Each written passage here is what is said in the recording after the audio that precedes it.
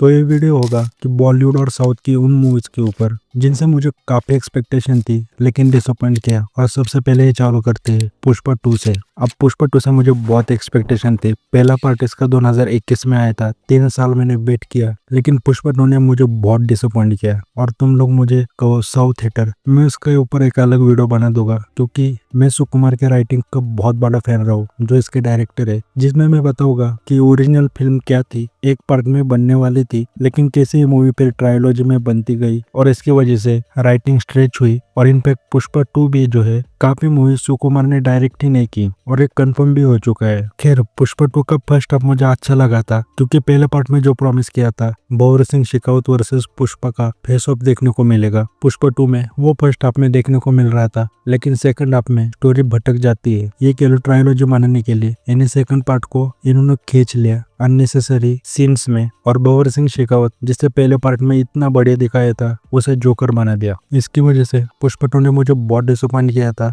और अब 3 साल रुको, फिर पुष्पा 3 आएगा, अब उसमें क्या दिखाएगा पता नहीं, लेकिन ये तो है कि इनको मूवी इसी पार्ट में खत्म कर देनी चाहिए थी। और इसका मैं एक एग्जांपल अभी दे देता हूँ। सुकुमार के जितने भी मूवीज है उनमें लास्ट में एक बढ़िया मोनोलॉग चलता है हीरो और विलन के बीच। रंगस्थलम ले लो, आर्या ले लो, कौन से भी सुकुमार की मूवी ले लो, महेश बाबू की मूवी ले लो, या फिर पुष्पा 1 भी ले लो, लेकिन पुष्पा 2 में ऐसा देखने को नहीं मिलता। तो यही सबूत है कि ये सुकुमार की राइटिंग है ही नहीं, ये उन पर मेकर्स का प्रेशर कह लो, ट्रायोलॉजी बनाने का था, या फिर पता नहीं क्या हुआ। लेकिन इस मूवी ने मुझे बहुत डिसअपॉइंट किया, एंडिंग सेटिस्फाई नहीं थी। और बॉबर सिंह शेखावत को जो कैरेक्टर का इन्होंने ऐसे तैसे कर दी, वो बिल्कुल भी मुझे पसंद नहीं आया। मतलब जितना बड़ा तुम विलन दिखाओगे उतना बड़ा हीरो बनेगा, ये सिंपल चीज इन्होंने कैसे मिस कर दी पता नहीं। इसके बाद कंगवा। अब कंगवा में कहूँगा जितना इसको इतना हेट मिला है वो खैर डिजर्व करते हैं, क्योंकि इसके फर्स्ट 40 पार्ट्स अनबेरेबल है। मैंने रिव्यू में कहा था कि मूवी एवरेज है, जितना इसको हिट मिल रहा है उतना नहीं मिलना चाहिए। ओटीटी पर तुम पहले 40 मिनट स्किप करके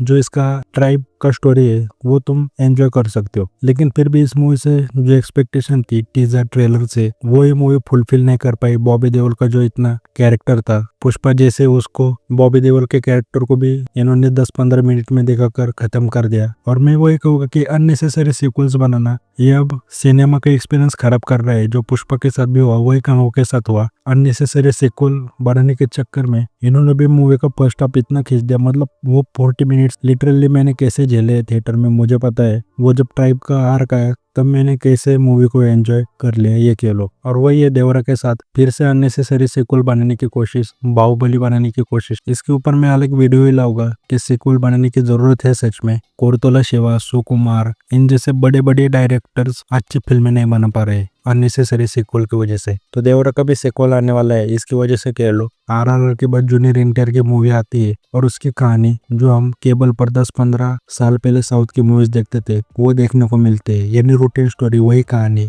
गाँव को मसीहा बचाएगा। मतलब ये मूवी अगर मैंने एंजॉय किया ना तो वो सिर्फ और सिर्फ अनिरुद्ध का बीजीएम और एनटीआर के परफॉर्मेंस की वजह से। बाकी इसकी स्टोरी इतनी घटिया है और इतनी इलॉजिकल सीन्स है। मतलब मैं कहूँगा दूसरा पार्ट लाने से पहले इनको पहला पार्ट तो ठीक से बना लो, तब दूसरे पार्ट की तरफ जाने की कोशिश करना। और इसका भी वही प्रॉब्लम था, ये मूवी पहले पार्ट में बनने वाली थी, एक पार्ट में ही खत्म होने वाली थी, लेकिन कोरतोला शिवा को लगा कि 2 पार्ट में बनाते, पैसा छाप लेते, और इसकी वजह से देखोगे तो मूवी खींच चुकी। और आरआरआर के बाद जूनियर एनटीआर की हमें इतनी घटिया मूवी देखने को मिली। और इसके बाद मैं कहूँगा कल्कि। अब कल्कि को बहुत लोगों ने प्रेज किया है, पता नहीं क्यों, लेकिन कल्कि को बहुत लोग प्रेज करते हैं। और मैं भी कहूँगा अच्छी मूवी थी, लेकिन कल्कि का भी फर्स्ट हाफ अनबेरेबल ही था। और ये भी मूवी मैं कहूँगा ठीक है कैरेक्टर को सेटअप कर रही थी, लेकिन कम से कम पहले पार्ट में तो किसी स्ट्रॉन्ग विलन को दिखाते हैं। इनफैक्ट अरशद वारसी ने जो भी कहा था कि प्रभास का कैरेक्टर का जिस तरह दिखाया वो ठीक नहीं था, उन्होंने जोकर कहा, लेकिन मैं कहूँगा कि प्रभास पर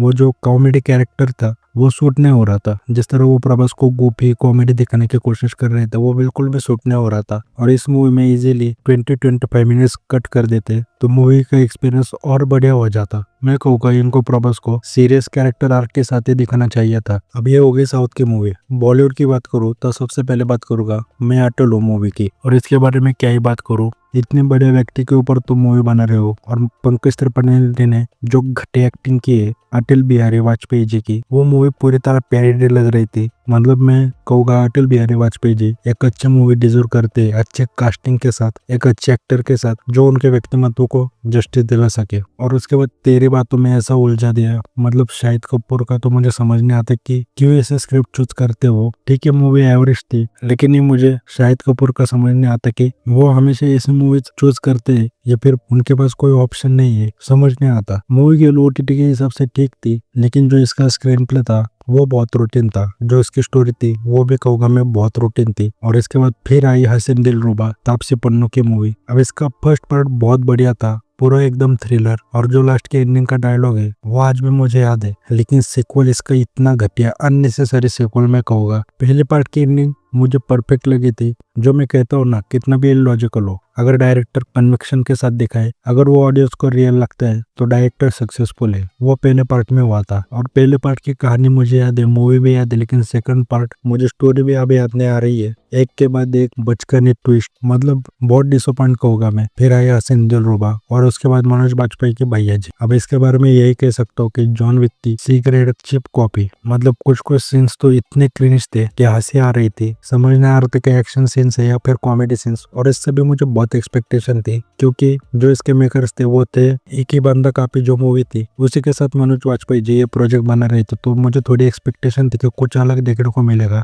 लेकिन 20-30 साल पहले भोजपुरी सिनेमा अगर तुम्हें दिखाने को बिठा दिया जाए तो कैसा लगेगा, वैसा मुझे फील हो रहा था ये मूवी देखते वक्त। अभी भी तुम मूवी जाकर देखोगे तो तुम्हें इतना क्रिंज लगेगा। मतलब मैं कहूँगा मनोज बाजपेयी जी भी अगर मौका मिले उनकी फिल्मोग्राफी में से एक प्रोजेक्ट इरेज करने को मिल जाए तो वो यही चूज करेंगे। और लास्ट में मैं कहूँगा योद्धा। अब इसके मेकर साफ पता चल रहा है कि जो इन्होंने डिजाइन किया था कि मूवी इस तरह होगी, एग्जीक्यूट नहीं कर पाए। एक्शन सीन्स ठीक है, और अकेल के बाद मुझे थोड़ी एक्सपेक्टेशन थी राघव जोयल का वो तगड़ा विलन, सिद्धार्थ मल्होत्रा, अच्छी खासी एक्शन मूवी होगी जॉन विक टाइप। लेकिन क्या लो स्टोरी पूरी बकवास निकली, स्क्रीन प्ले पूरी बकवास निकली, देख नहीं पाते तुम मूवी पूरा एक टॉर्चर है ये मूवी। और उसके बाद जानवी कपूर की तो कई ऐसी मूवीज आई है, मतलब मैं देखने की हिम्मत ही नहीं कर पाया। खैर मेरे साथ आप एग्री करते हो नहीं, कमेंट करके जरूर बताना।